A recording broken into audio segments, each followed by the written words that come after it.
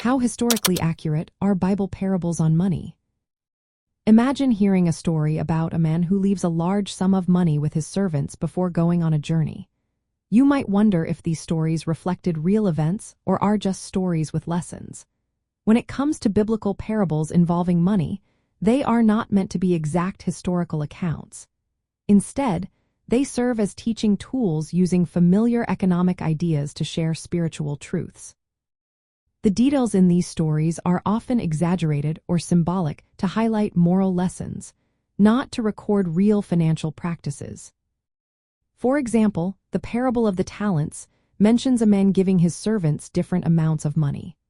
The word talent was a large unit of currency in ancient times, but the amounts in the story are often much larger than what was typical. This exaggeration helps focus on the idea of faithfulness and responsibility rather than precise economic figures. The story's main point is about how people manage what they are given, not about actual banking or investment practices of the time. Looking closer, some details in these parables don't match actual historical financial systems.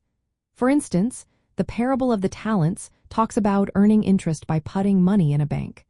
But formal banks as we know them did not exist then. The Greek word translated as bank actually referred to money changers, tables. Charging interest to fellow Jews was also forbidden by Jewish law. These details show that the stories are adapted for storytelling, not meant to be exact records of ancient banking. Many parables that mention money are not about money itself but about spiritual lessons. For example, the workers in the vineyard uses wages to teach about God's grace and generosity, not about fair pay or labor laws. The focus is on God's kindness, not on economic fairness. So, trying to interpret these stories as financial advice misses their main purpose, which is to teach about God's kingdom and character. From a biblical finance and Christian money management view, these parables encourage principles like being responsible stewards, using resources wisely, and showing generosity. They teach believers to see money as a tool for serving God and others, not as an end goal. Recognizing that these stories use financial images symbolically helps us apply their lessons without expecting them to be exact financial guides. Practically, this means we should see these parables as teaching spiritual truths through financial imagery.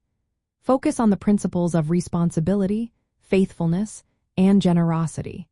Do not treat them as literal financial instructions but as moral lessons. Understanding the cultural and historical context helps us see the real message without confusing it with modern banking or economic systems.